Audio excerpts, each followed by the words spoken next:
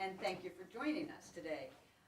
We are having another one of our Food and Nutrition Security Symposia with special guests who I'll introduce in a minute. This is our last one of this year, and generously supported by Zachary Nelson and Elizabeth Horn, and we welcome you to the symposium.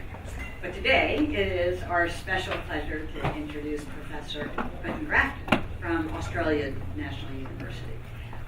Quentin is one of the leading authorities on water resources area, and particularly in the area of water resources and food security, which we consider to be one, maybe perhaps the most important topic of our time. So we're delighted to have you here. Quentin is a professor of water economics and public policy within the Crawford School of Public Policy at Australia National University. He also runs the Center on Water Economics, Environment, and Public Policy there. And he is the distinguished holder of the UNESCO Chair in Water Resources and Transboundary Water Governance. And this is a real honor to have him here at Stanford, not just for this talk, but for visiting for this week and hopefully for weeks to come in the future. I could go on and on about Quentin in terms of his publications, his past experiences, his current experiences and accomplishments. I'm not going to do that, but I do want to emphasize a few different things. He has just an incredible breadth of experience. He's been trained in 3 different nations. He's been trained at the Massey University, Iowa State University, UBC in Canada. He works on a wide variety of issues ranging from water markets to water governance to indigenous rights. He's a specialist in irrigation and water rights and water markets in Australia, and has worked in a variety of different systems around the world, including systems in South Asia, which are particularly challenging, in Vietnam, Haiti, and a number of others. And so I think he's going to share some of his experiences in these various locations with us today. His publications are vast, as his awards. He publishes in Science and Nature frequently, as well as the top econ journals, the top water resource journals, and the top agriculture journals. And so as I look at his CV, I think, wow, how is somebody so prolific in so many top journals of so many fields? And that's our real honor of having you here today. When I asked Quentin, and we asked him last night, what were some of his most unusual experiences or his special experiences, he had to really think, because he's worked in so many different locations. I think in the end he came up with one of his assignments, which was in Haiti, where he lived next door to a voodoo priest. I don't know what the voodoo priest did to him, but he certainly is smart and he is entertaining, and I will just turn it over to you, Quentin, for an interesting talk on insights from Global Food and Water Nexus. Thank you.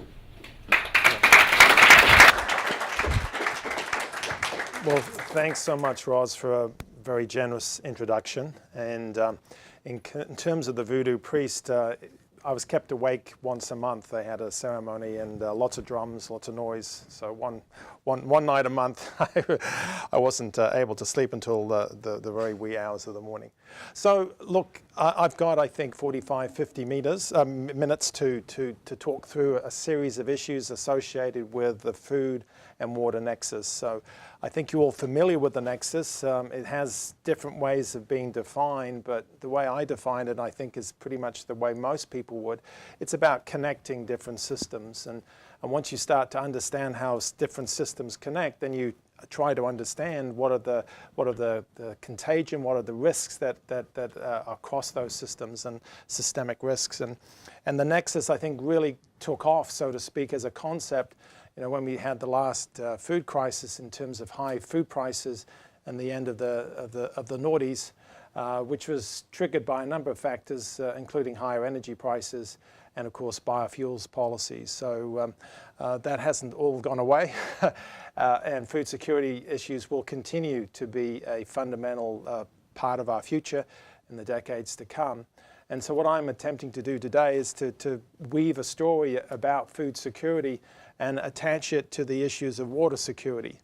And it may come as a surprise to you, perhaps not because of your expertise while you're here today, but it's surprising how little has been done to connect food and water. It is already happening now, the last 5 or half a dozen years, that sort of modeling and in-depth analysis that puts food and water together has actually happened. But if you go back 10 years or more, they were really in different silos, and it's remarkable. And some of the famous, some quite well-known results, projections on food without even taking into account the limitation of water resources. So anyway, a lot of good progress in the last few years, and I'll take you on a journey in terms of three issues. So I'll briefly talk about global risks, because I think that's what the Nexus is about. In my perspective, it's risks, how you respond to those risks, what you do with those risks. Then I'm going to talk through some food and water challenges. Yeah, food and water challenges. And then I'm going to really end towards better decision making. Now, when we think about the Nexus, it doesn't have to result in better decision making. I mean, you can describe, understand, and comprehend Nexus issues without necessarily leading to better decision making. But I think for it to have meaning, at least from my perspective, it does and should lead to better decision making. And that's because this is not about excuse anyone who works on the life cycle of butterflies, but this is about the lives of literally billions of people today and into the future. So if we're going to do this work, we presumably want to lead to better decision making, and then ultimately better outcomes, whether it's in the food security or in the water security dimension, and indeed in the environmental dimensions. So that's the journey I want to take us on. So global risks. So you can have a perspective that's half empty in terms of a glass, or it can be half full, 3/4 full, whatever. So I don't know what the future holds. So I'm not one of those people who's going to make predictions out to 2050. I give you scenarios out to 2050, but they're not predictions. Okay, quite different. So I think here's the glass half full. So this comes out of The Economist in June of 2016. They did a special issue on food security. And it's a very, very, very hopeful, very, very confident, I would say, projection of where the world is going in terms of food. The highlighter here is on calories, and the focus is on smart agriculture or precision agriculture. And there's lots of opportunities out in the decades to come. And The Economist focused on those opportunities and highlighted those opportunities. And in some sense, and you can read from that description there, that somehow or other these would just unfold in a wonderful miracle of and we won't have any issues of food security by 2050. That's the view of that's a particular view. And just you'll get a different view from me today, but just to add to say that there are ways, and we can look and point to evidence. For example, just yesterday in the journal Nature Communications, there was a piece that just came out that looked at the issues of how you can make some genetic changes, in this case to a tobacco plant, which would allow the plant to maintain crop yields with 25% less water. So that's just come out. It's not a general result on all plants in the world, but it just gives you the sense that there are changes, there are opportunities out there. So to have the glass half full, or in this case 3/4 full, I suspect, from The Economist. But the issue about risk is not having confidence or not having confidence. It's about being aware of what those potential risks are and managing and hopefully mitigating those risks in an effective way. And if the worst comes, then you're well prepared for it. If the best comes, well, you've at least got your plan and contingencies in your back pocket. And so what are the risks? Well, I won't focus on the demography and population increases, not because I don't think they're important. I think they are very important. But that's the medium projections out to 2050, 9.7 billion, a little over 7.4 billion today.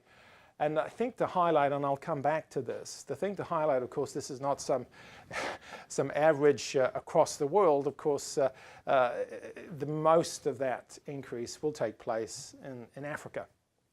So if we to start thinking through about food security issues, we need to think particularly about Africa, because that's where that substantial increase in population is going to take place. And indeed, in some places in the world, it's already happened. The population is then starting to decline. Japan is one country, for example. China's population is soon to peak, within the next decade. So clearly, when we sort of look underneath and start to unravel the pictures and stories, the regional perspective, where this is, the place, is fundamentally important. And so that's the one thing I would object to, maybe more than one, in terms of the Economist quotation. The lumping together of Lusaka and Los Angeles, very different places, very different income levels, very different set of institutions. Perhaps not the best way to think about it. So I'm highlighting in italics on current trends because these are the current trends. It doesn't mean that this is necessarily the future. I would highlight, of course, the demographic trend that's essentially locked in, okay, barring some unforeseen major catastrophes, which hopefully we will not face. That's pretty much locked in, okay? But the other trends, the business as usual trends, they're not locked in. We can do something in the context of changing these. Just like, you take business as usual trends in greenhouse gas emissions, they're not locked into 2050 or 2100. Obviously, we can change them, and these things can be changed as well. So this is an OECD projection. So it's actually a prediction from 2010. It's saying that we're going to use at least half the more water by 2050. And there's some countries in the world that will actually use less water. Okay, so a number of countries are actually reaching the point where they may be using less water. So to get that projection globally, that means there's going to have to be some very substantial increases in some countries. And then the issue of energy is there as well. I'm less concerned on the energy side. I do work on energy. I'm less concerned on energy simply because I think there have been some major technological changes, certainly reductions in levelized cost of energy, it's particularly on the solar side, photovoltaics, but also in other forms of renewable energy. And I think they are very positive developments in the context of the issues on energy, although that doesn't mean that there aren't a whole set of issues, energy and climate change. So this is an alternative, perhaps a glass half empty situation that tries to think through what are those key drivers. And then let's take that story further and see where this leads us in terms of the sorts of things that we need to think through. So this will be familiar to the people here in this room. This is the 2015 Global Hunger Map. Highlights the places in the world where global hunger is dominant. We know it's, and from those numbers anyway, and it hasn't fundamentally changed. It's around 800 million people. And that, by the way, that number hasn't fundamentally changed since the early 1990s. So that's worth highlighting. So although the proportion of people who are hungry has declined dramatically from, let's say 30-odd% to now a little over 10%, the numbers are still there. And of course, in the last food crisis, that food price crisis, it spiked by about 150 million as food prices went up. So that's to indicate there's a volatility behind that. And of course, it highlights in 2015 the issues associated with calorie intake. And Africa predominates, although there are places, particularly South Asia, where there are particular sets of issues as well.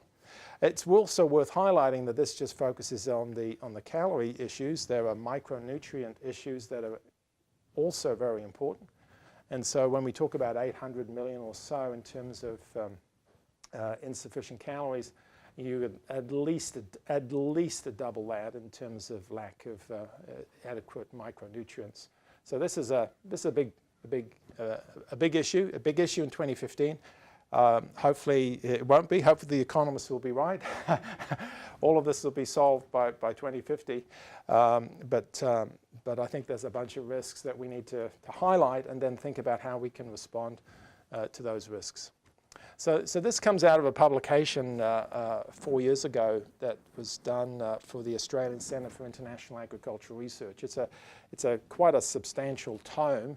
It's well worth downloading. You can download it for free at the PDF, and And it goes in through in considerable detail looking at the historical performance in terms of yield increases over time. And we're not just talking about Australia, it's a global perspective. And so there are two axes, vertical axes here. One is the grain yield in tons per hectare. And then the right vertical axis looks at the relative rate of yield increases on an annual basis. And so if you take the green line, which is referring to the left vertical axis, you can see the story is it's variable, of course, but it is going up, which is good news. And we can see that in the data going back to the early 1960s, per capita calorie consumption. So there again, it's not evenly distributed, but it's gone up somewhere between 25 and 30% over that period of time. And a large part of that, but not the only reasons, there are other factors as well, of course, has been the increase in food availability. The perhaps not so good news, and this is in some sense inherent in using a linear percentage increases, but what you're seeing here is this, the rate of change is declining. So still positive, still a good news story in that sense, but the rate of change is less than it was, and it's basically leveling out.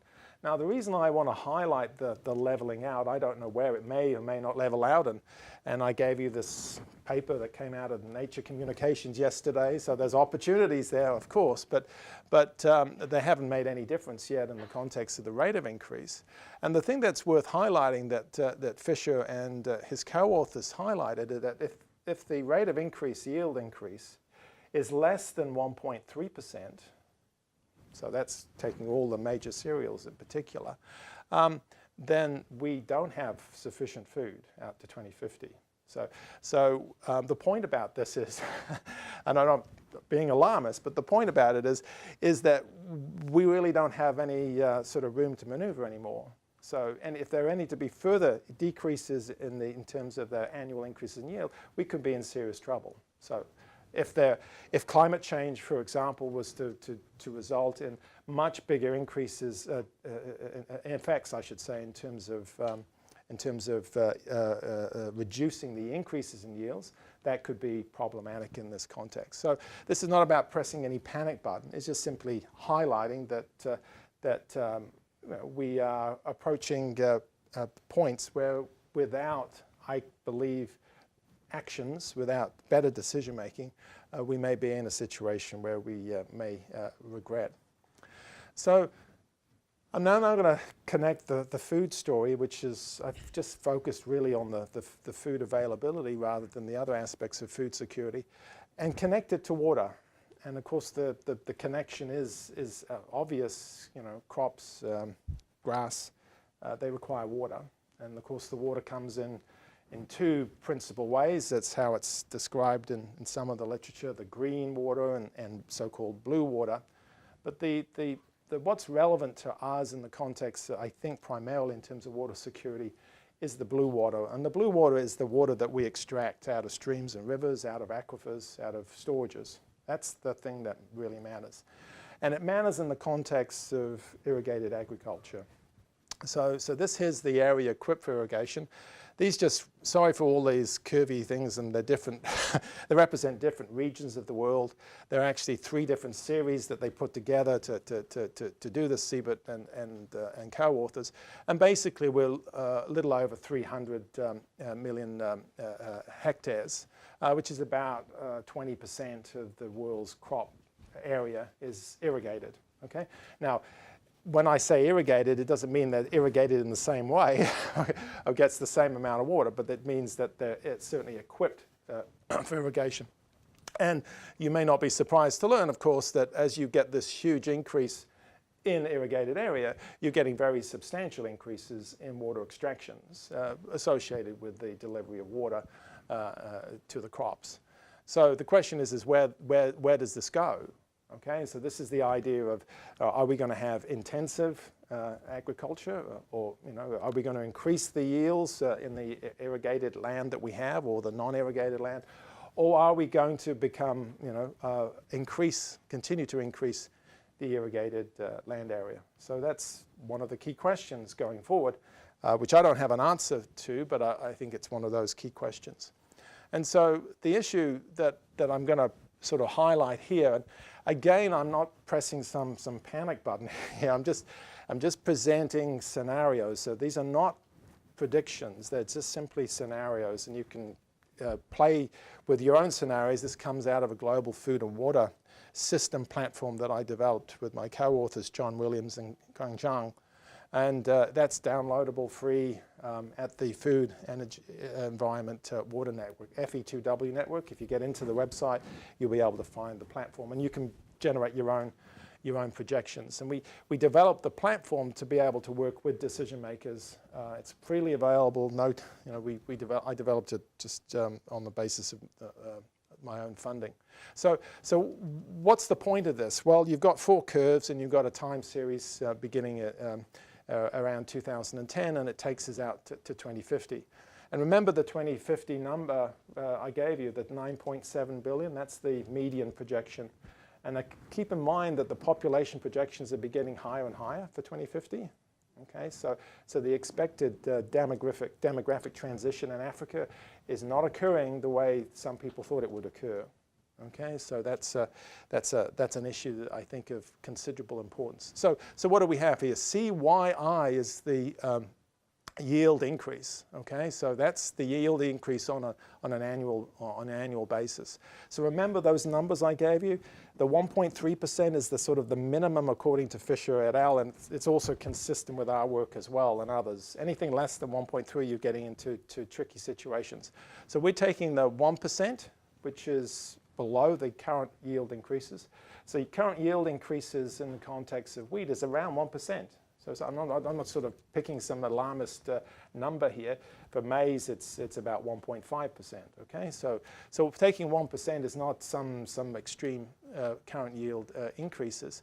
And then what we've also done is we've looked at different increases in the kilocalories required. Okay, at a global level. So we've taken FAO projections, and we've taken into account the Engel effect. Basically, as people get richer, they're going to spend a greater proportion on food, and that will possibly, we think, lead to a higher increase in food demand than perhaps the FAO is suggesting. But anyway, whether that is the case or not, we've got projections for the FAO in terms of food demand. We've got projections in terms of our current yield increases of 0.5 and 1%. So a 0.5 is definitely on the extreme. But it's there to take that case. Well, what if it were to be much worse than we would project? And so where does this take us? So let's look at these curves. Well, you've got one curve which, and remember, and I haven't said this yet, but the supply that I'm talking about is for 19 countries. The 19 countries in the world that are also the largest countries in the world. They're all the large countries in there, plus they're the world's largest producers of food. But the demand that we have here is a global demand. Okay, so there's some things that come out of it. So you're seeing a decline. So even in the best case scenario, you're seeing a decline in the relative surplus available from those 19 countries. Okay, so I'm dropping from about 8 to 10% down to, sorry, I think it's higher than that, 16% down to 8% or something like that. And then under some scenarios, certainly with the lower crop yield increases, you're even getting these negatives. Okay, and then of course in these scenarios here that I have here with the higher demand increases, you get very substantial negatives, and these are the percentage of the surplus deficit. So again, it's not a panic button, but it simply highlights, I think some of these are reasonable scenarios, that the food production, okay, that we currently experience in 2018 has to be pushed out of those 19 countries, out of the United States, out of Australia, out of China, out of India. And where does it need to go? Well, it has to go to Africa, okay? So Africa's going to have to do a much better job than it's currently doing to be able to make up the difference in these deficits. It's Africa that's the issue here in the context of what will happen to Africa. So in other words, we can't expect the 19 countries that currently provide the surplus for the pretty much the world's surplus of food, and to necessarily keep on delivering the way that we might like them to out to 2050. So that's a projection on food. Now let's start to think through the issues of water. Okay, so I've highlighted this idea of blue water, the extractions from streams, rivers, aquifers, and storages.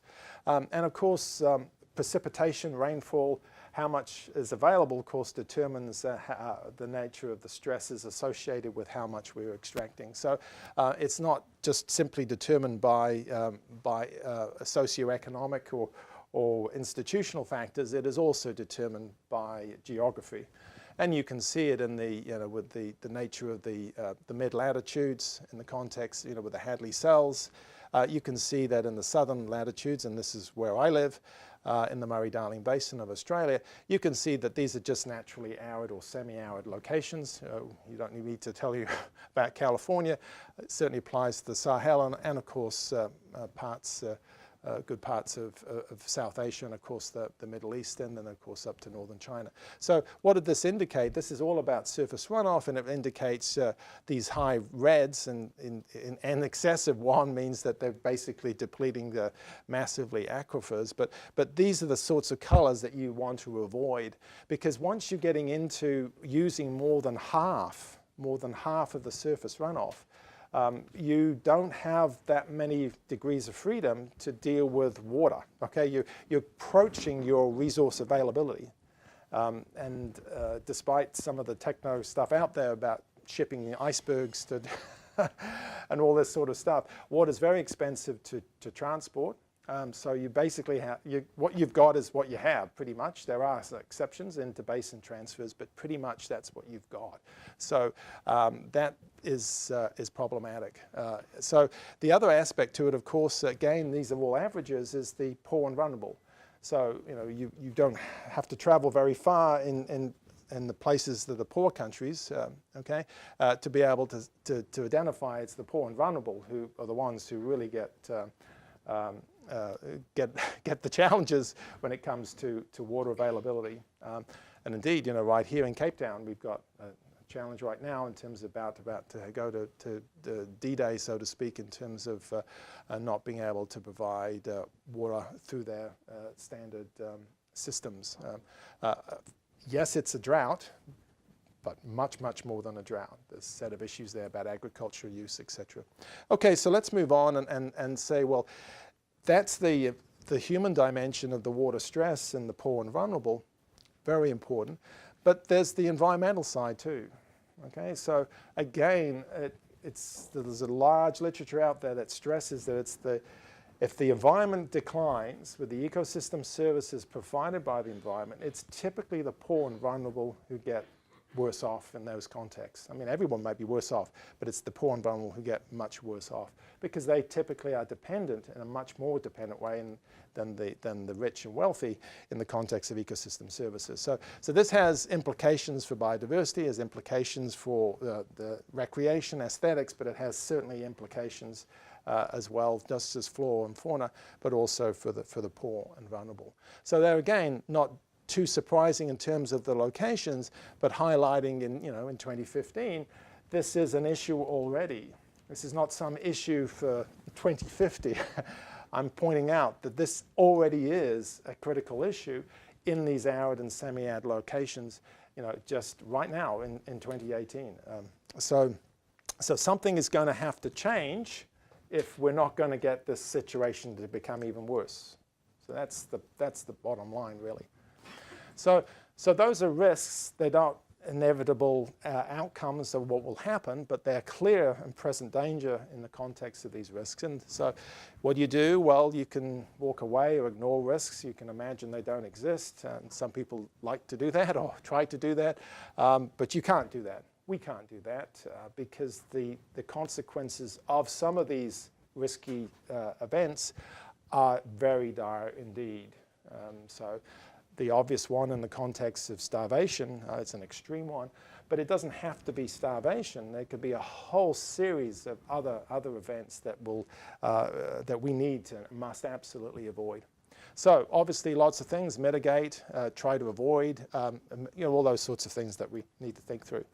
So I'll come back to this, but I just want to highlight it. And I think when we put these things together, these different challenges, I think it's really important to go through it and think, well, what do we do about it? Okay, so it's one thing to raise the issue, and I and others are doing that, but well, what do we do about it? Is it simply good enough to publish it in a journal and say, well, and then put it in an envelope or send it as an email, to the Minister of Agriculture and say, look, we found this. I've highlighted, page 2 for you. Go ahead and do it. Well, obviously that's not the approach that we need to take. We need to work with decision makers, stakeholders, and this is just one approach. It's a causal risk approach or a causal systems approach, really, to think about what are the drivers. I talked through about population, but there's a whole series of drivers that we want to think about. And then these controls are really the sorts of options that are available to decision makers. And when I say decision maker, I don't mean necessarily a minister or a president. I mean, farmers are decision makers. They make decisions all the time. How can you influence them in terms of help them and the options available? And these triggers could be anything. Well, it could be a drought, for example, an El Nino event. And then the risk event is, well, you don't have enough water to grow your crops. And the consequence is, well, you've got very low income that year, or maybe you actually have very low levels of calorie intake, and maybe there's childhood stunting. Who knows what those consequences might be. So the mitigants could be, well, you could have a food program. That's a mitigant, but you might want to do something to prevent that actual risk event in the first place. And so the point about this is to simply say, well, let's think these through, let's think about the options, and let decision makers go through that. And this is a little bit more complicated, but it's the sort of thing that we've been working through, and I'll go through in more detail towards the end of the presentation, to go through in a workshop type environment. This is the sorts of things that we would do. So we would start off with a blank causal risk.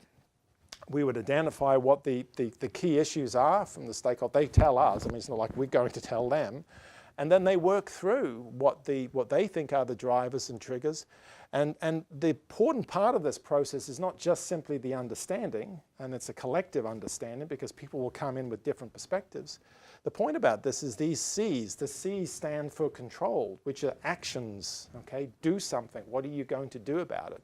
And then these M's, which are also actions, but they're mitigants. So they, after the fact, what are you going to do about it? And, and then of course it's a prioritization exercise. What do you do? When do you do it? And how much do you allocate in terms of time and effort? That's obviously for the decision makers to make and to do. Now we've applied this at a mesoscale, okay? Now whether it would work at a national scale is a question mark, or whether it would work effectively at a totally micro scale, that's another question mark. But it's certainly we've applied it at a mesoscale. A mesoscale, what are we talking about? We're talking about a province, basically, a regional area of a country. So that's a sort of a meso or basin type scale that we're talking about. Okay, so I'll come back to this and the nature of what we're going to think through, but it's a step forward, I think, to the standard approaches that are used in decision making. And in fact, and I have to say this, that in many places in the world they don't even think about this. Water and agriculture, causal risk in agriculture, they won't even think about it. So in those contexts, it's definitely a step in the right direction if you haven't even thought about those risks. And of course you should and must think about them, especially in those arid and semi-arid areas. Okay, so I'm going to sort of go and do a pet peeve that I have about this water and agriculture, food security, water security, and if you want to push back, you can push back at question time. But there's a view out there. And it's not a view just in Australia. I can tell you, it's a global phenomenon, okay? And it's a view at the United Nations as well. That you can fix this problem, okay? This problem of water in agriculture by increasing what they call water use efficiency, okay? Or productivity, okay? It's the fix, okay? It's already listed in Sustainable Development Goals. 6, I think it's 6.4, it's the target. It's in the UN High-Level Panel on Water. I mean, so I'm not making it up. It's already there. It's built into those targets. And there are people, genuinely people who want to make a difference, but they think that that's the solution. And I'm going to go through with you, and I'm going to suggest to you that, yes, it might help, but there are a bunch of other things we're going to have to think through. So I'm focusing on a particular action or series of actions. In this case, it's about increasing water use efficiency. And I'm going to go through with you and explain why there are real problems with this. And I'm highlighting it simply because it is one of the policy directions that we're going in right now globally. And I think we need to sort of hang on.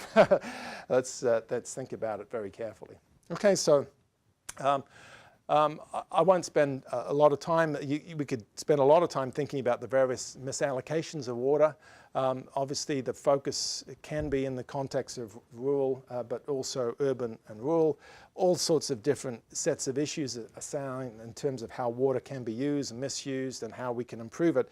But I just want to go and jump to this particular slide to give you a sense of what I'm talking about in terms of this policy action. So what do I mean by water use efficiency? It's just simply a ratio, which is the kilograms or tons or pounds or whatever you want, some weight measure associated with the production associated with irrigation over the volume of water that's delivered primarily. That's how it's defined to the field. So it's a kilograms per megaliters, for example. And the idea is that you can get more crop per drop. That's the term that's frequently used, more crop per drop. Well, you can't get more crop per drop.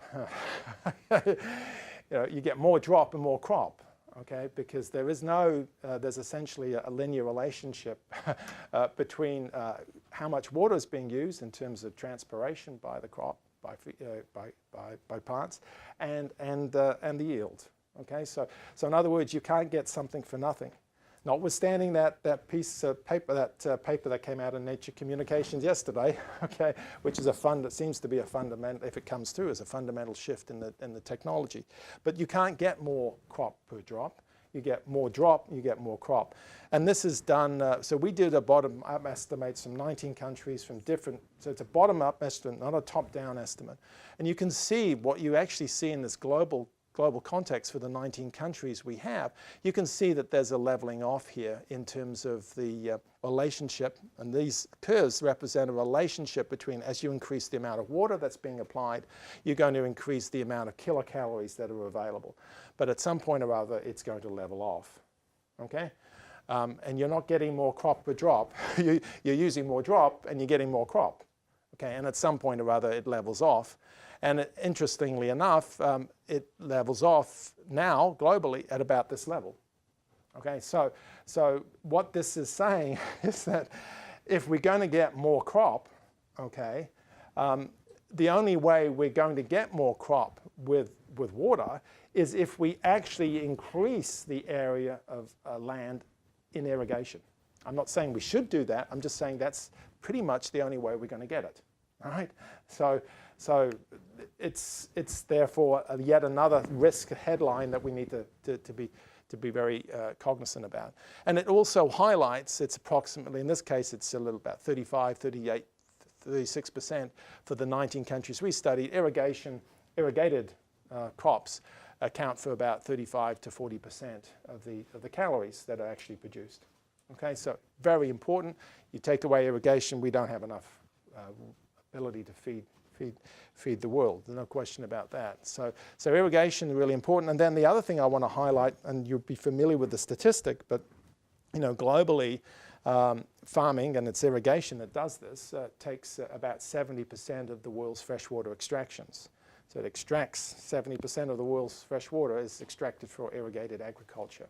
Okay, and the level of water consumption, which is different than the level of extractions, is considerably higher than 70%. Why? Because plants, have transpiration, and of course that uses up the water that's available and goes into as water vapor. So in other words, we're not going to get a solution or set of effective decisions to the risks that we face unless we can deal with irrigated agriculture in an effective way. And that's what I'm highlighting. And so, sorry for going through some water, and I'll go through a water balance in the context of a basin. I'll quickly go through it, but just want to highlight the thinking. Okay, so this is from a farmer's perspective the only thing that really matters. Okay, it's the beneficial transpiration, possibly a leaching fraction to deal with salinity, for example, from the crown crops. That's what the farmer thinks about at a farm scale. That's what matters to the farmer. How much can I get out of the water that's delivered to my field, for example? But there's a whole bunch of other stuff, okay, that really does matter, not just to the farmer down the road, but to everybody. And this is the issue of non-beneficial transpiration. That's by the weeds, the crops that we don't need. And then there's this non-consumed water. Okay, so this is water that's consumed 1 and 2. But the non-consumed water, that's water that doesn't end up as water vapor. Okay, it stays in that system, in that basin, in that catchment. And it includes return flows to aquifers. And it includes return flows to surface water systems. And it may also include flows to non-recoverable sinks. So the reds here, okay, are the sorts of things that we probably don't really care about. Neither the farmer does, or perhaps we don't care about because we can't make use of it in an environmental context or in other ways. Although I will highlight that evaporation does have impacts down the road and other locations. And the things in green are what we should care about. And the problem with the focus on efficiency, water use efficiency, is it typically ignores the green bits. And that can be enormously important. Okay, so let me give you a picture that tries to highlight, hopefully you can see it at the back, but it tries to put this all together. So in a water balance context, you'd have precipitation, okay, so that's an inflow into the system. You could have interbasin transfer if it's coming in. That's an inflow into the system. Then you're gonna have evaporation. Okay, you're going to have transpiration, crop transpiration. So that's an outflow in the system. And then you get the surface runoff, which I'm talking about. It goes back into the streams and rivers. And you may get the non-recovables as well as the recovables, that water that goes into groundwater. Okay, all of this matters. And if we only consider what's going on the farm, not considering the surface runoff or the runoff or the recharge to aquifers, we're going to miss a serious, important aspect of what happens in the context of water. And typically, I have to say this, typically, the focus is very much on the farm level, and they're not thinking about the bigger picture. And if we don't think about the bigger picture, we're going to have all those risks potentially come to fruition. And so, these are just definitions about what are water losses and what are water savings. The important thing to keep in mind is the water savings represent those things that I highlighted in red. They're the sorts of things that we don't really care so much about. And the things that we do care about are the things I had in green, those return flows, those recoverable return flows. So if you think about it, when you make a change to irrigation efficiency, okay, as you increase the amount of beneficial water consumption, other things change as well. And the other things that change as well are the changes to water savings and the changes to these recoverable return flows. We ignore them at our peril, okay? So give you an understanding of why this is so important. Let me show you a curve, okay, that came up with just last week, in fact. So what does this do? It has on the vertical axis water availability. Okay, so that's the thing that we should care about if we're in arid and semi-arid areas. And if we're in areas where there's lots of water, maybe we don't want to care too much about it, but we certainly have to care about it in semi and arid areas. Okay, and then on the horizontal axis, we got this ratio of water savings to water losses. Now remember, those water savings are the stuff that we don't really care about. So the bigger that proportion is of our overall water losses as we increase irrigation efficiency, the less it's going to be a problem for us. But let's look where most of the world is. Okay, so I've got 3 scenarios here, but most of the world, sadly, is in this world right here. Okay, so what happens is that governments who wanting to increase water use efficiency apply subsidies. There's multiples of billions of dollars spent every year to increase water use efficiency.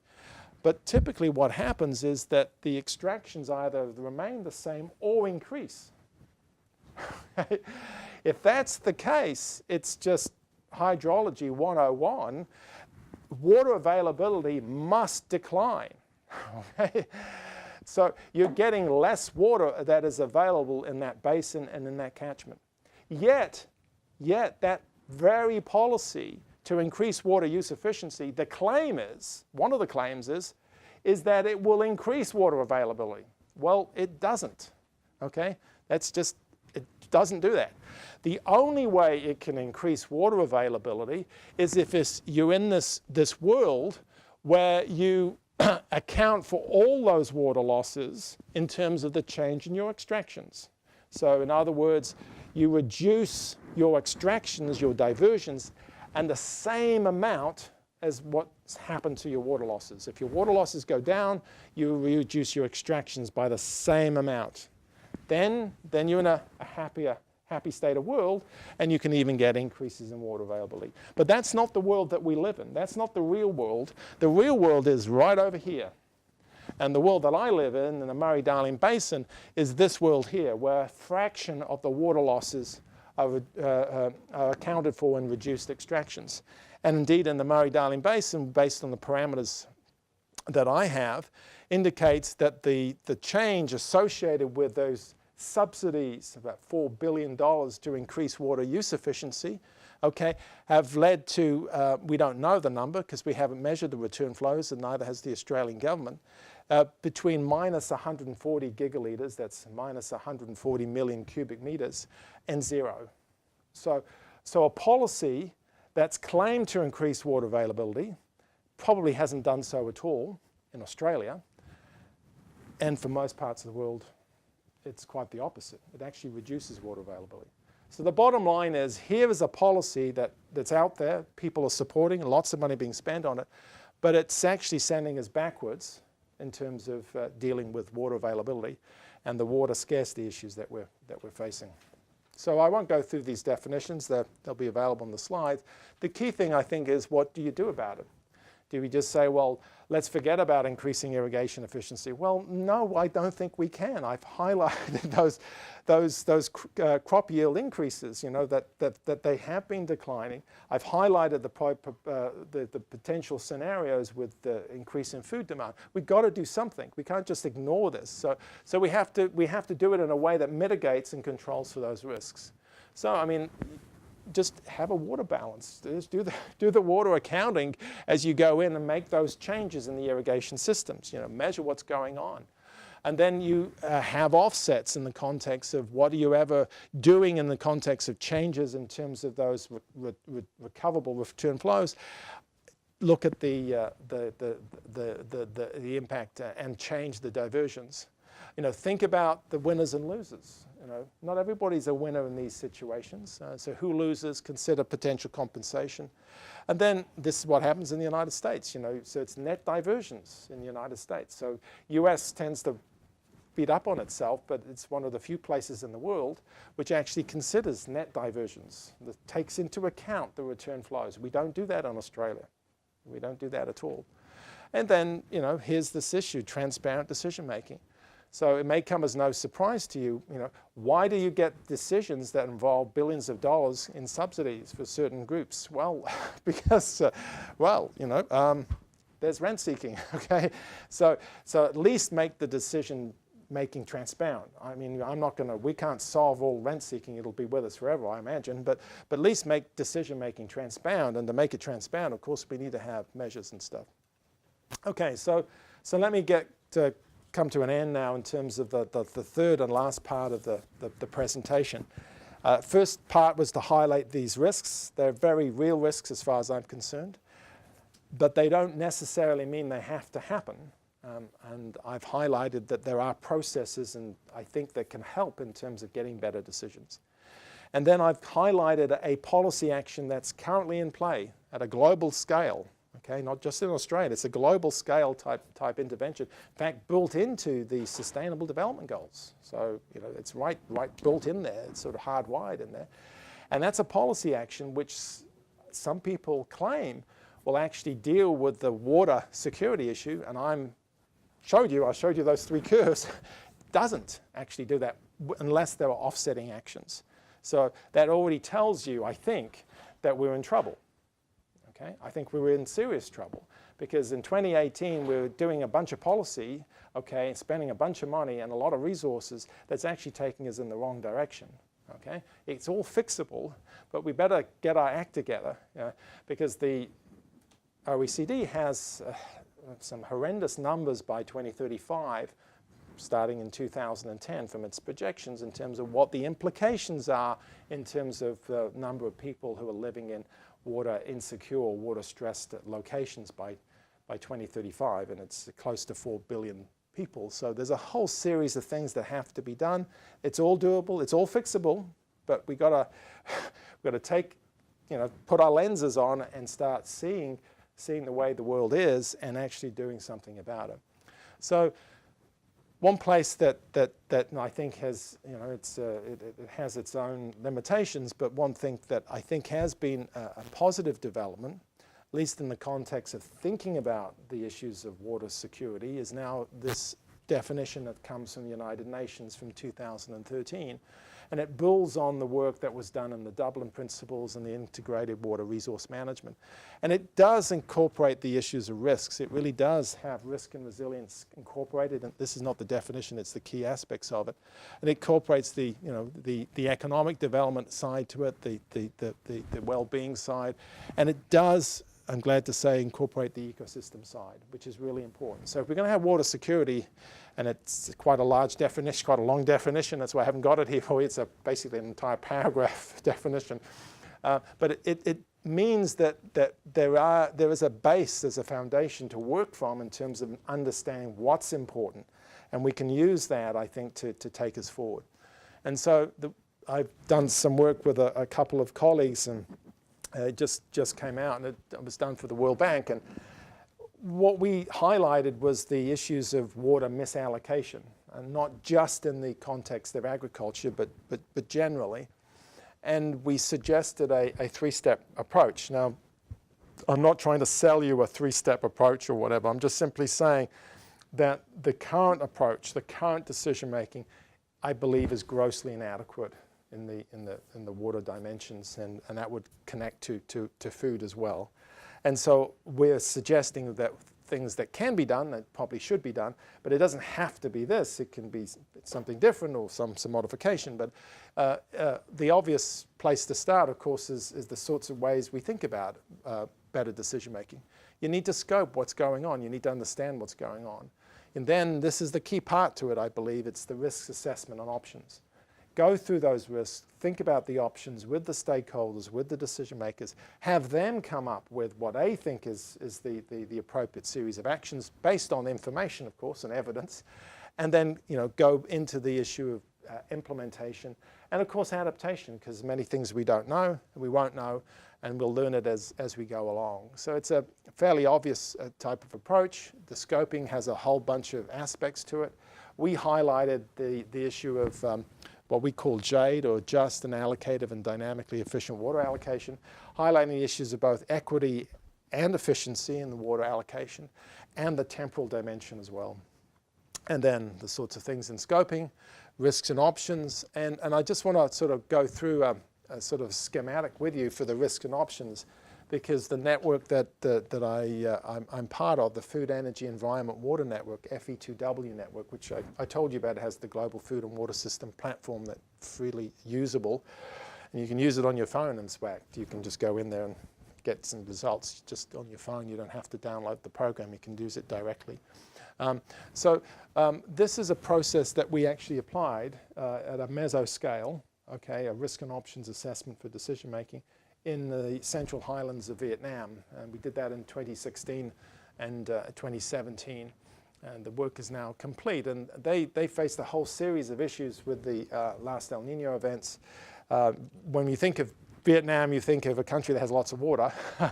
That's a very big river, the Mekong, of course, but there are a series of water security issues associated in Vietnam, particularly in that period of time. And so we went in there to assist a particular province about how to think that through. And we didn't go in there. I have particular views about the sorts of things that perhaps should be done. I worked a lot on water pricing, but I didn't go in there and say, well, you need to do this or you need to do that. We went through it with them in a process that they work through. And this just highlights the sorts of things that you would do, the scoping, the causal risk models. And those causal risk models that we work with, is butcher paper sort of stuff, on a board.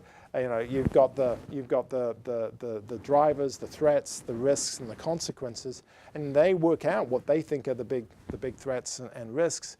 Then you think through the controls, the options, the actions, and you work that through, and then they make a prioritization in terms of what they think is most important.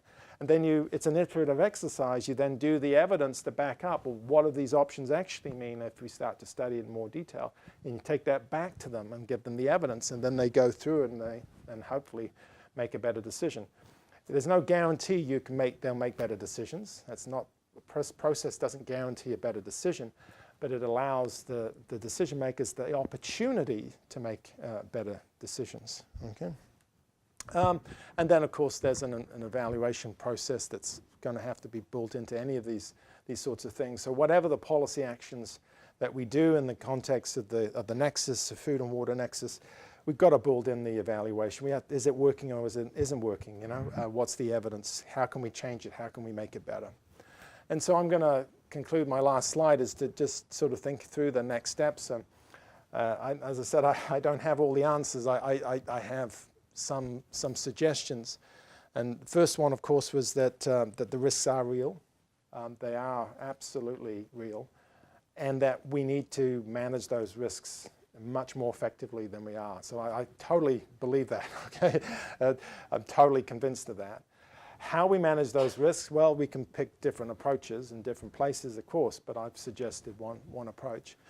What I want to highlight is that there is no necessarily one pathway here. Okay, so in the context of Australia, we've developed water markets, and I think we've done a good job at developing water markets in Australia, and they've been very effective for us dealing with water scarcity in our droughts. Actually, very effective.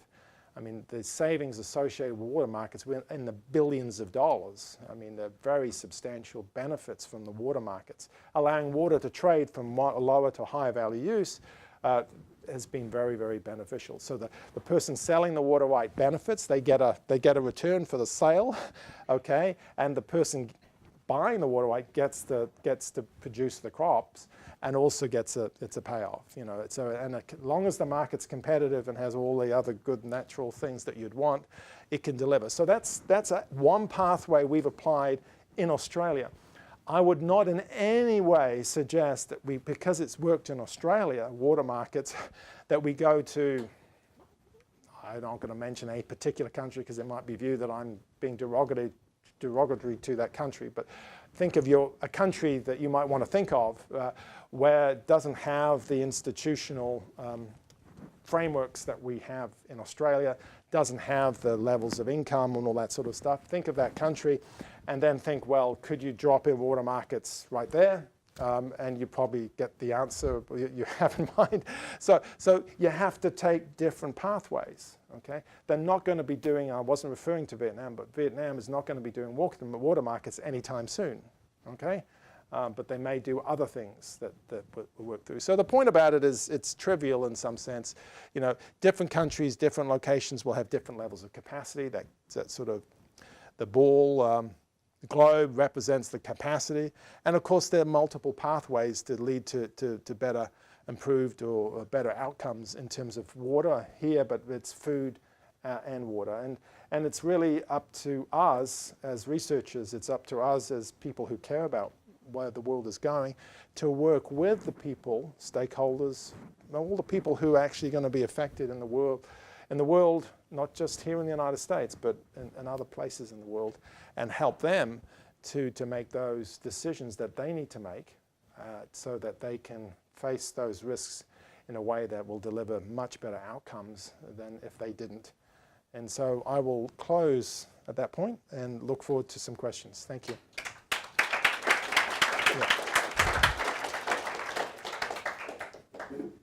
Thanks very much. Yeah. As moderator, I get to ask the first couple of questions. Of course. I mean, this was a really interesting talk, and as I'm looking at this, I think water is power is money. Yes. Right? I mean, especially with the scenarios you set out. I mean, Yes. There's nothing really more valuable to us in life than water, in some sense, right? And in California, certainly we've had a lot of water politics here. And your story of Australia, I think, is very interesting because the public sees water use efficiency and things, but there's no real transparency on water recovery and what's actually happening with water availability. So are there ways using technology that we can get better transparency, either through remote sensing imagery of what's happening to the landscape or different sorts of social media? I mean, have you explored in Australia, and should we be thinking globally of ways we can make this more transparent? In California, I think about the people that are the California Water Authority being the big cheese, most powerful people. Yeah. Can we call them on things if we... Look, I think it's a very good question, and I would highlight that, you know, I spoke to David LaBelle this morning, and he was telling me about David's not here, I don't think, but he was telling me work he did a dozen years ago in the Owens Valley, you know, looking at, you know, spatial imagery and being able, working with a student to look at some estimates of what's happening to water. Shockingly, the Australian government has spent $4 billion in subsidies on infrastructure to increase water use efficiency, but has not measured the impact on these recoverable return flows. So what would have been the cost to do that? Well, trivial compared to the $4 billion. But all is not lost because there is satellite imagery. I mean, we can go back many years, in fact, and so we can get some estimates. I don't have the qualifications to do that, but there are people who do that, and so we could, at a basin scale, we could be able to get some rough and ready estimates. And in fact, I'm contemplating spending my own money to get some numbers, some rough and ready numbers, not at a basin scale in particular locations. It'll cost a few $1,000s, but the Murray-Darling Basin Authority charged to be doing this hasn't done it. So, you know, so maybe someone should do it and then show that this can be done. I wouldn't do it, and then feed it into the transparency that we need. But yeah, I think the one thing I would highlight, again, it's just, I feel like I'm stating things that are really obvious, but in the context of the Murray-Darling Basin, okay, so I've been working on it for a long time now, and so the first thing you do as a researcher is you do research and you publish it and you get, you know, evidence that's useful. Okay, and then the next step is then you go and engage and say, well, I found something useful. You don't just send them I was being facetious, you don't send them the PDF and highlight it for the minister. You go and meet the minister, okay, or the minister's advisors, and I've done that. And then you explain the issues for them, okay? Most ministers are smart, okay, they get it, okay, you explain it to them. And then you hope you get some outcome. Well, not always, in fact, in this case, no.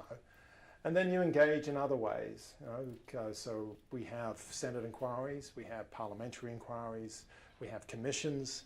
So these sorts of things have happened, and so you make submissions to these things, and it's publicly available, what you've submitted, you know, and it feeds into, you would hope, into processes to get good outcomes. Well, you can get reports that come out by parliaments, okay, parliamentary inquiries. No one pays attention to them. Okay? So things are said in these reports from the Senate and from the Parliament. As far as I can see, no attention has been paid. Then you engage with public servants. You spend a lot of time, many endless hours with public servants to make sure that they get it. And so then they help hopefully bring about. And when all of that, and I've done all of that, and none of it has really made a scrap of difference. So what I and 11 others did in 5th of February, so it's just last month, we said, that's it. Okay, we're going to make a declaration. Tell the people of Australia what we think is going on, you know, the website and media and all that sort of stuff, so people know what's going on. And you know what? It's already having an impact, because already there's discussions now about the sorts of things that we talked about. There's nothing controversial what we're saying. We're simply saying audit. Audit what's going on, okay? Okay, but you can see why some people don't want an audit. If you've spent $4 billion and it looks like you've got nothing forward, the people who made those decisions don't want to have an audit, okay? So that's problematic, but the fact is you've got to get the people involved. The people have to be engaged and say, well, hang on, that was my money, it's taxpayers' dollars. Why can't we get an audit? You know, so that's the long-winded way of responding to you, that yes, it's the evidence, yes, it's possible to do a bunch of stuff, but I think you've got to do the next step. If no one's listening to you who make these decisions, then where else do you go? You try and let other people, the people, know about it. And so far, we seem to have had an impact. Whether it ultimately makes a difference, that's, you know, we don't know. So I'm going to ask one more really obvious Yep. question and then turn Yep. it over. The decision makers include the farmers, and Yes. one thing they can do on efficiency is grow crops Yes. themselves that are less water intensive. So they're lowering the extraction, Yes. and then you would have greater recovery, Yes. presumably, right? But they also have the water rights, and they don't want to lose their right to this water, right? So is there any way for farmers themselves to go towards a more water efficient crop approach without having water markets, without them being able to actually receive an economic benefit, you know, with their rights? Yeah. Or, you know, so do you have to have water markets to actually have that go on? No, I don't think you need to have water markets to have farmers respond to incentives. It doesn't have to be markets. You can have prices, but there are other ways to engage with farmers as well. You know, in terms of you know, a range of things about different practices, for example. But you can build in incentive mechanisms, and where we have, there's hundreds of water trusts in the world where, you know, you go in and people are compensated in terms of reducing their water diversions or whatever, so others downstream can have that water. Obviously there's monitoring, otherwise you're not going to pay for something for nothing. But those sorts of things exist in all sorts of places now. So I think there's a lot of different things that could be done.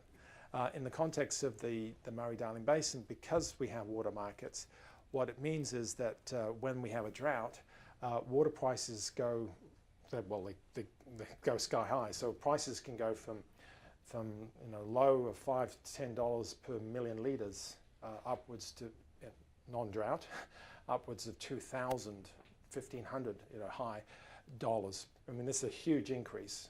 Okay, so when you get to those high prices, there's a whole bunch of farming that just shuts down. So cotton farming is not economic at $1,000 or even $500 a million litres. It's just not economic. It uses a lot of water.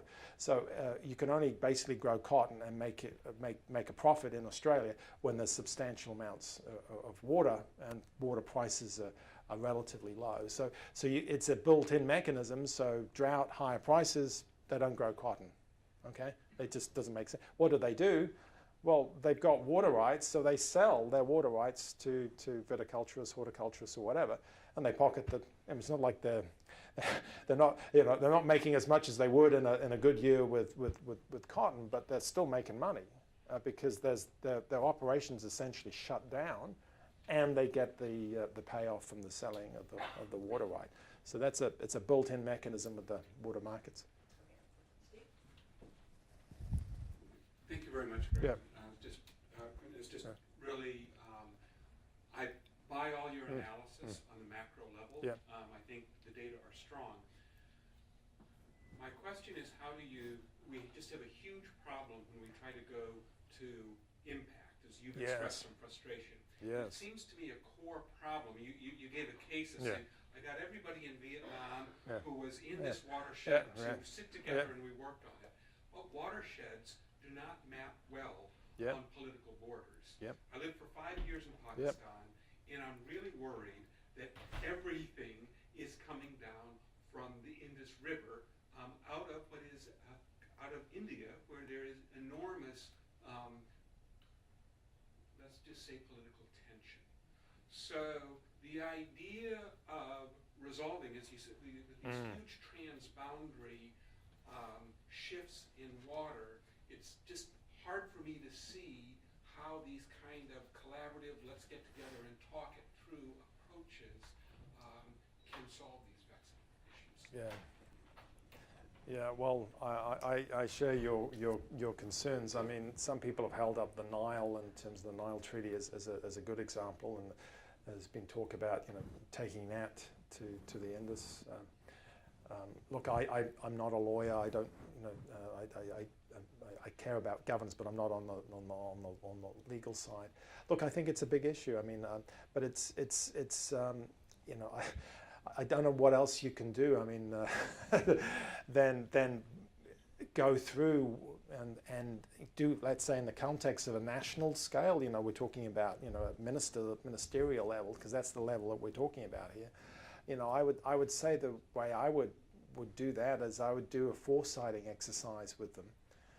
So you would go through and foresight in the sense of, well, if you choose to do X, then here's what's potentially might happen, and you're a loser as well, and so you try and, I think, craft some way of them engaging with the risks and the consequences, and get them to think through what they may do. Now, it may be impossible, then the political constraints may be so tight and so difficult that nothing will happen, but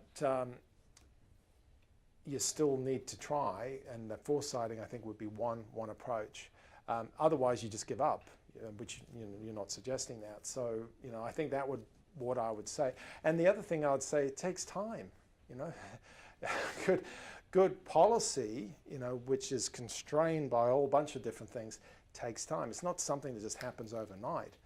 Typically, good policy takes years. It starts as a genesis of someone's bright idea, and then, well, actually, then it goes to this, and then this, and that, and boom, boom, boom, and that sort of pathway will take you at some point or other to better policy decision making and some good outcomes. So I think you can't give up. I think particularly on the Indus, or even on the other side of the South Asia with Ganga, the risks are too big. The consequences of not managing that effectively are just enormous.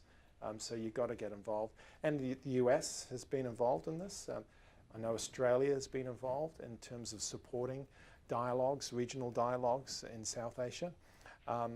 Long way to go, but at least it's happening. At least it's started. And at least there's engagement. At least from Australia and the US, and not just Australia and US, but Australian and US perspective. We collectively think that's important, even though we're not Indians and we're not Pakistanis and we're not Bangladeshi. So I'm hopeful, but no surety of success.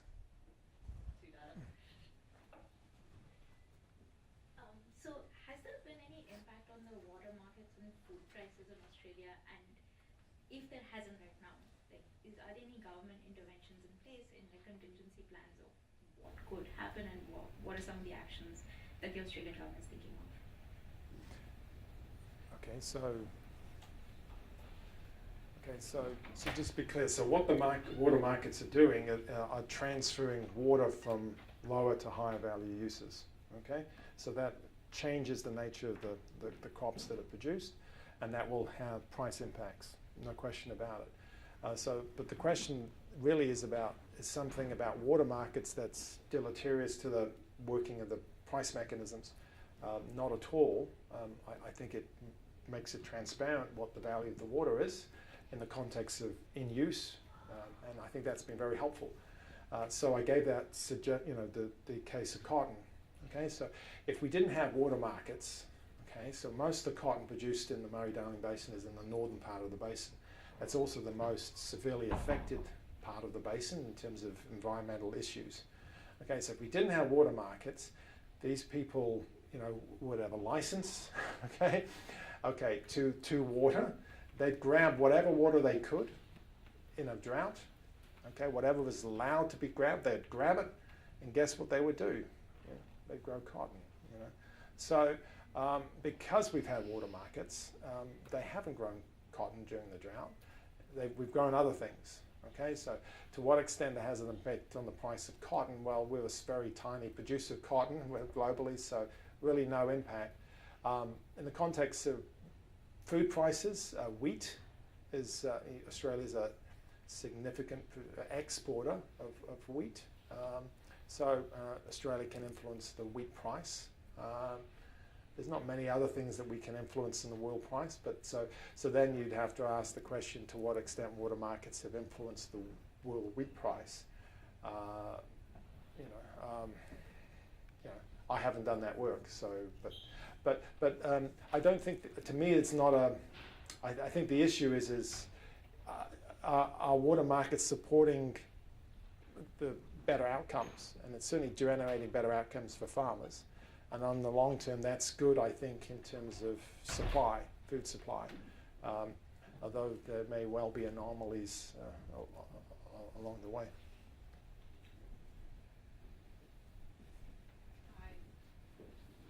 I came from UCLA, Claire Panosian. Thank you. I'd like you to comment more specifically about Africa, if you Yeah. don't mind. I mean, we started with the premise that Yes. Africa is really the crisis in terms of the coming food shortages. And at the same time, we're seeing all this investment, agricultural investment in Africa by China, India, Brazil. And I'm just wondering how this is being, and there's a real effort to empower the small farmer in Africa and provide irrigation and fertilizer and seeds. But how's this being discussed and negotiated with these large agricultural enterprises that are funded by other countries? What's happening in Africa around water? Okay. So I'm not trying to cop out on that, answer that, but I think there's probably people in this audience who are better able and qualified to answer that.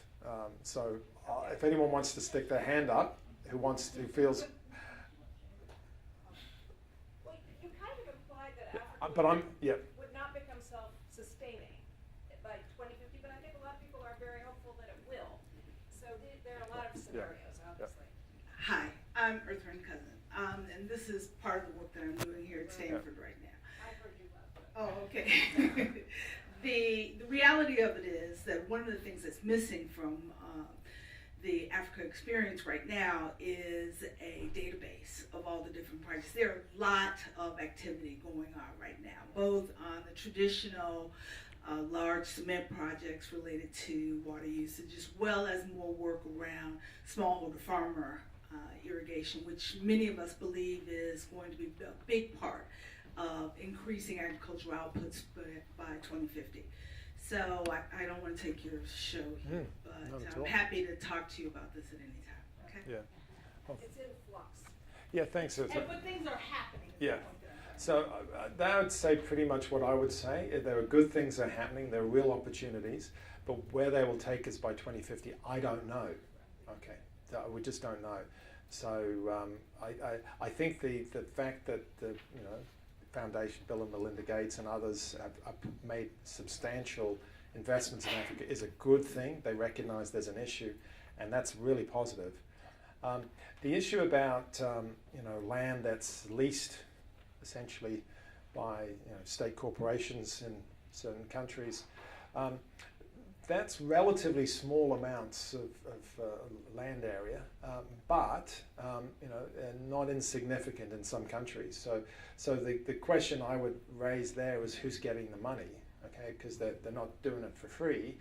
Someone's getting paid. So I would say if you're a land-rich country and someone comes to you and says, look, I want to use some of your land and I'm going to pay you a bunch of money to do that, and you take the money and then you use that money to invest in your people, well, that doesn't seem to me like necessarily a bad transaction.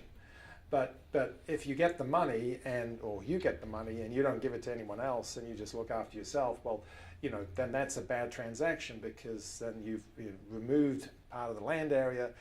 There are clearly going to be losers. I mean, pretty much if you pretty much go to anywhere in Africa, you find people.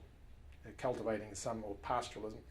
I mean, the only exceptions would be, the national parks, or possibly a few places in the Congo.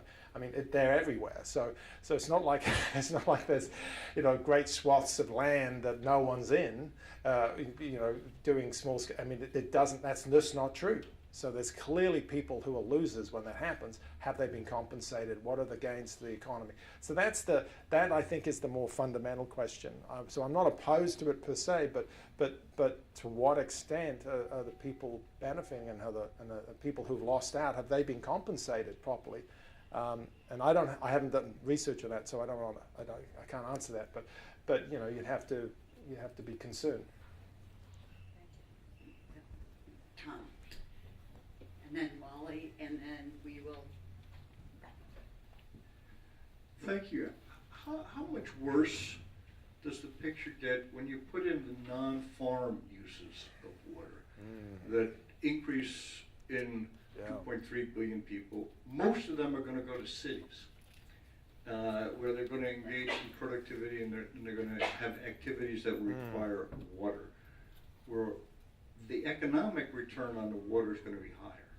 And how does the water markets the picture get complicated, and will food production win or lose? Yeah. So, I'll grab that. I'm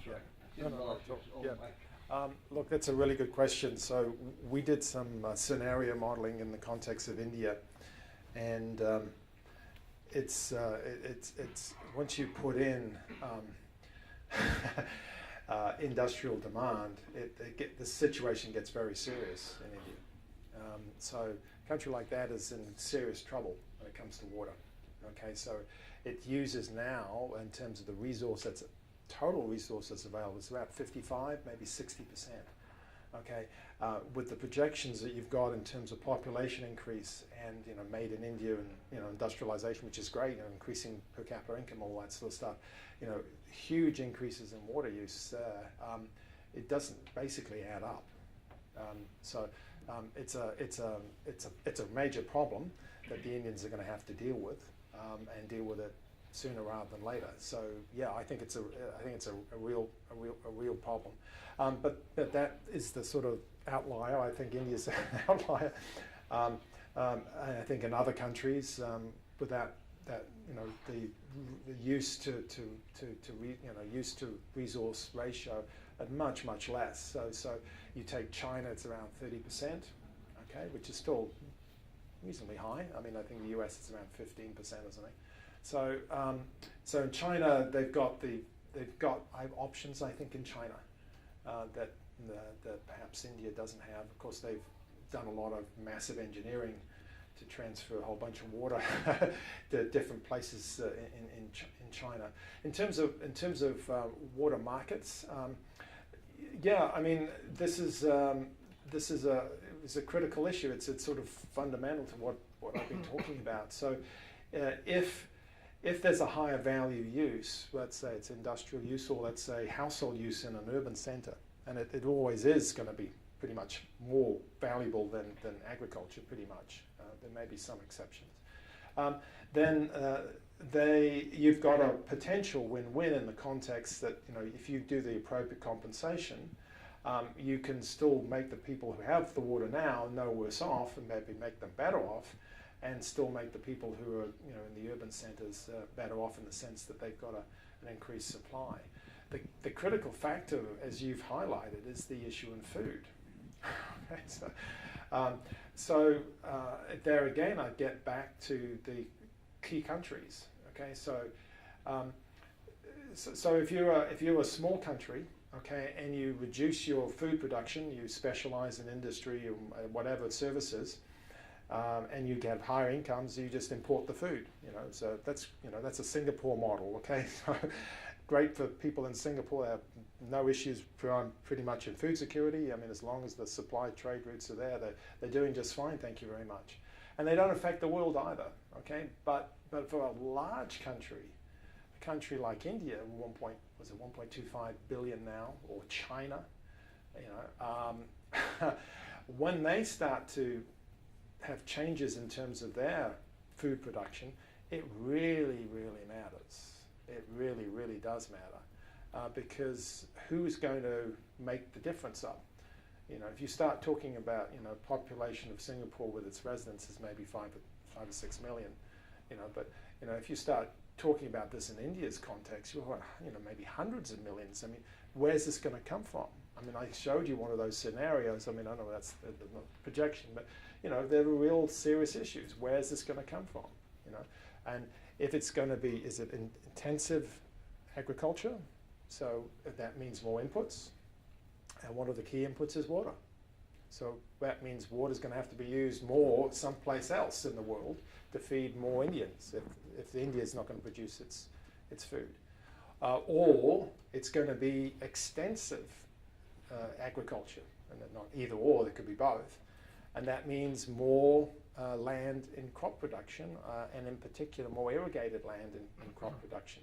And that has a whole series of potential consequences. Not saying that we shouldn't do it, but I'm just saying there are a whole series of consequences that come from that. So yeah, I think you've highlighted these big trade-offs and how to manage them at a global scale, and we don't typically think about them at a global scale. Yeah, hardly at all. Yep. Molly? And then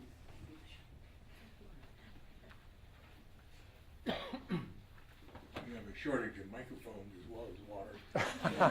I'm going to get some water right now, actually. Yep. Given the importance of water, Yep. which brings us all Yep. together, do you have an explanation why so many of the key institutions of the world, like the World Bank, like the regional development banks, Yep. like many governments, like an awfully lot of universities, at least in this country, have gone away from more global looks at that? It's really quite shocking, I think, as you look around at these institutions now versus 25 years ago. We're losing ground, we're not making ground, it seems to me, in our thinking, in our analytical capacity in the water area.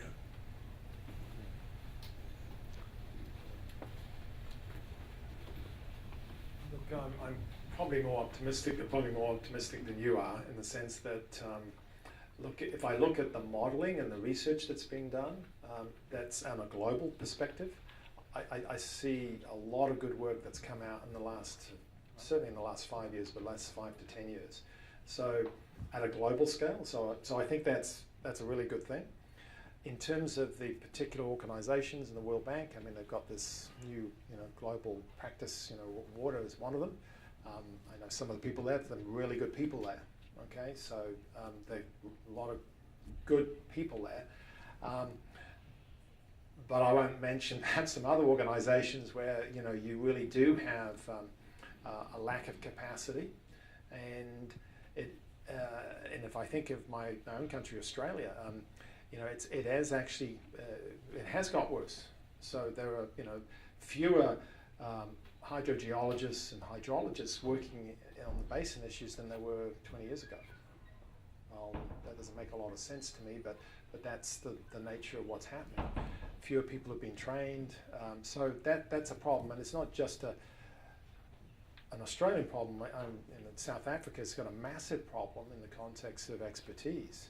Quite a lot of people have left South Africa, and some of them actually come to Australia, but a lot of that capacity's been sort of eroded over time. So yeah, so in key places they've have gone, quite a number of places have gone backwards. Yeah, and in some places, some foundations, I can think of, they don't, water's no longer a priority. It's whatever it is. I'm not saying that it should be the only priority, but I can't see how we can deliver on the Sustainable Development Goals unless we deliver on water in a meaningful way. It's just, to me, it's impossible to think of it. So someone or other, somebody's got to be thinking about it and investing in it. Much more should be done. But I suppose if you go to any whatever the theme is, everyone will say, well, we need more money for research and capacity, and everyone says that. So it's trying to separate, how do you prioritize where water fits vis-a-vis a range of other, things that people have to think through and prioritize and invest in. But from my perspective, from what we talked about today, I think it's a pretty convincing case that if you don't think about water, at least incorporate it into how you, what you're doing, then we're going to be in very, very serious trouble. We're certainly not going to have end poverty and no hunger without dealing with the water issues. That's just, that ain't going to happen. Okay. Yeah. I don't want to hold you between from the reception, but do you have a quick question, Michelle? Or would you like to talk to him at the reception? Okay. Yeah. Because we have a really nice reception here, and this has been a great conversation, so I suspect a lot of people will want to ask you more questions. And Quentin, I just wanted to thank you for a great presentation and a really good discussion. And thanks to all of you as well. Thank you, Ross. Thank you. Thanks for the opportunity.